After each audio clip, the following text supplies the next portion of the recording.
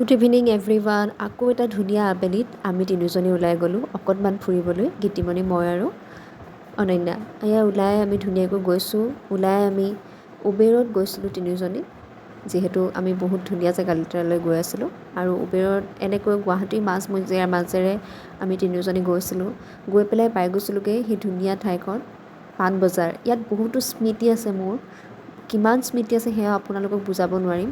তাতে আমি কিতাপ কিনিবৰ কাৰণে গ'লোঁ আৰু কিতাপত দিয়া লিষ্টৰ মতে দাদাসকলে আমাক কিতাপবোৰ উলিয়াই দিলে। তাৰপিছত তাৰ পৰা কিতাপ ল'লোঁ, লৈ পেলাই এয়া গীতুমণিয়েও কিতাপ ল'লে।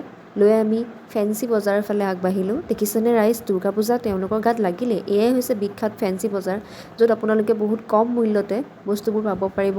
আৰু এয়া গীতিমণিয়ে পেণ্ট চোৱাত লাগিলে, ময়ো এটা পেণ্ট চালোঁ, পিছে কমৰটো বহুত ডাঙৰ পালোঁ দেই ৰাইজ, সেইটো কাৰণেই থৈ দিলোঁ।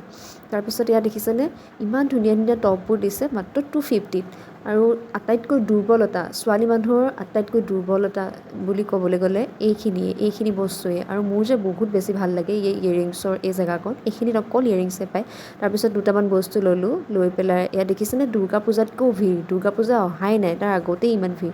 তাৰপিছত আমাৰ চবৰে ভাগৰ লাগিল, এয়া তেওঁলোকৰ পৰা ভাগৰ। তাৰপিছত অনন্যাক ক'লোঁ যে বুক কৰাওঁ উবেৰ। এইদৰে ফেঞ্চিৰ পৰা কেইটামান বস্তু লৈ কিতাপ পত্ৰৰ লগতে আজিলৈ আহিলোঁ, বাই।